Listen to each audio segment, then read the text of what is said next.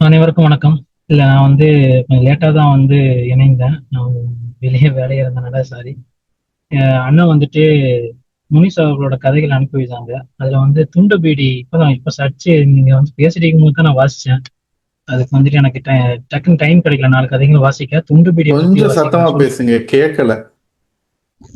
இல்ல நான் இப்போ துண்டு பீடி அந்த கதையை பத்தி தான் பேசலான்னு. நான் அதான் காலைல அண்ணன் ஒரு 4 கதைகள் அவர் முனிஸ் அவர்களோட கதைகளை எனக்கு அனுப்பி வச்சாப்புல. இத வாசிச்சுட்டு வா அப்படின்னு. எனக்கு நேரம் அன்னைக்கு சண்டேனால கொஞ்சம் வெளியே இருந்தனால நேரம் கிடைக்கல. இப்ப நீங்க இந்த இப்ப இணைந்த உடனே தான் நான் அந்த துண்டுபீடியை அவசர அவசரமா பார்த்து வாசிச்சிட்டே இருந்தேன். சரி, அடுத்த கதையை எனக்கு ஓபன் பண்ணதுக்கு விருப்பம் இல்லை. ஏன்னா துண்டுபீடி பேரே குறிப்பிடாம அன்னைக்கு காலகட்டத்துல நம்ம ஊர்ல ஃப்ரெண்ட்ஸ் எல்லாம் எப்படி எவ்வாறு நம்ம பட்ட பெயர்களை வச்சு அழைப்போமோ, இன்னைக்கு அதுல எனக்கு பெரிய உடன்பாடு கிடையாது. பட் இருந்தாலும் அந்த டைம்ல நம்ம பட்ட பெயர்களை வச்சுதான் நிறைய பேரை அழைத்திருக்கிறோம். அந்த பட்ட பெயர்களை வச்சு இந்த கதை முழுவதுமே டிராவல் பண்ணது. அதுக்கப்புறம் நம்ம ஊர்ல இந்த துண்டு பீடின்னு இந்த வார்த்தையே எங்க ஊர்ல என் ஃப்ரெண்டே நான் கேலி பண்ணிக்கிறேன்.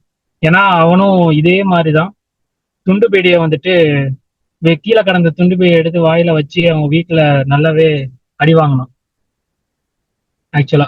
ஆனா வாசிக்கும் போது தான் அவர் சொன்ன அந்த கோனார் கடைகள்லாம் சொல்லும் போது எனக்கு ஆமா, இந்த மாதிரி கடைகள் நம்ம அந்த டைம்ல இந்த நேம்லயே இருந்துச்சு. அதே மாதிரி பலகைகள், இது நம்ம பழைய ஊர்ல இப்போ இப்ப நவீன இது மாறி போயிட்டு. பட் அந்த காலத்துல இப்படிதான் கடைகளும் இருந்துச்சு. நம்ம ஏதாச்சும் போயிட்டு இந்த மாதிரி சின்ன வயசுல நமக்கு கீழே உள்ள விஷயங்களை வாங்கும் போதே நீ இன்னாரோட மகன் தானே, நீ இன்னாரோட பையன் தானே அப்படின்னு சொல்லிடுவாங்களோன்னு சொல்லியே அந்த கடையில போயிட்டு நம்ம எதுவுமே வாங்க மாட்டோம். ஸோ அப்படிப்பட்ட சூழல். ஆனா இந்த கதையை வாசிக்கும் போது இந்த 2 ஃப்ரெண்ட்ஸ் அவங்களோட பெரிய ஆம்பிஷனே அப்போ முழு பீடி குடிக்கிறது.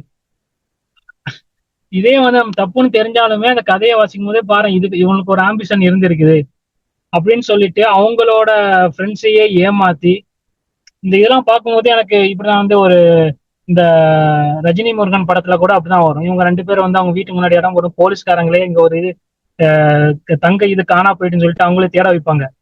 அதே மாதிரியே இங்க அந்த 2 பசங்களும் 2 ரூபா காணா போயிட்டுன்னு சொல்லி தேட வச்சு அவங்க பாக்கெட்லேயும் விழுந்ததை எடுத்து அந்த அதுக்குண்டான ரிவெஞ்சா தான் இந்த பசங்க போய் அவங்க அப்பா கிட்ட சொல்லி.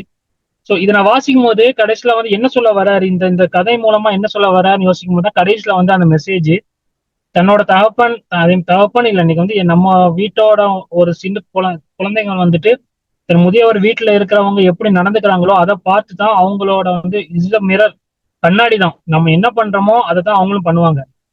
ஸோ அதை தான் அதை பிரதிபலிச்சு அந்த பசங்களும் இது பண்ணிக்கிறாங்க அப்படின்னு சொல்லி அந்த மெசேஜ் சொல்ல வர்றதே எனக்கு ரொம்ப சிறப்பா இருந்துச்சு.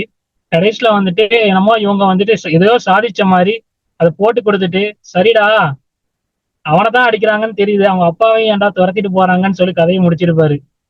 அது அருமையா இருந்துச்சு, வாசிக்க வாசிக்க எனக்கு அருமையா இருந்துச்சு. ஸோ மீதி கதைகளும் வாசிச்சுட்டு நான் கண்டிப்பா அண்ணனோட ஞாயிற்றுக்கிழமை அவன் கதை பேசலாம்னு உட்காடுறேன். அதுல ஒரு நாள் முனிஷோட மற்ற கதைகளை நான் கண்டிப்பா நான் பேசுறேன். எனக்கு ரொம்ப குறுகிய டைம் இருந்தனாலதான் நான் ஃபுல் கதையும் அந்த மற்ற கதைகள் என்னால வாசிக்க முடியல. துண்டுபிடி கதையை முழுசா வாசிச்சேன். எனக்கு பழைய நினைவுகளும் என்னோட நண்பர்களும் என் பக்கத்தில் இருந்த கடைகளும் அங்க இருந்த நிறைய பேர் சொல்லுவாங்க எங்க ஊர்ல அந்த அந்த டைம்ல சில சாதி பேரை வச்சுட்டான கடைகள்ல இருக்கிறவங்கள கூப்பிடுவாங்க. ஸோ அதனால நேம் மென்ஷன் பண்ணல. அந்த மாதிரி நமக்கு தெரிந்த அண்ணன்கள்லாம் நம்ம கண் முன்னாடி வந்துட்டு போனாங்க. அது முழுக்க முழுக்க மண் சார்ந்த நெல்லை திருநெல்வேலி சார்ந்த இதுலயே அந்த கதை ஓட்டம் இருந்துச்சு. ரொம்ப அருமையா இருந்துச்சு. கண்டிப்பா இந்த எழுத்தாளரோட மற்ற கதைகளை நிறைய வாசிக்கணும்னு எனக்கு இப்போ கொஞ்சம் ஆர்வங்கள் வந்திருக்குது. வாய்ப்பளித்தமைக்கு ரொம்ப ரொம்ப நன்றி பாலாஜி அண்ணா.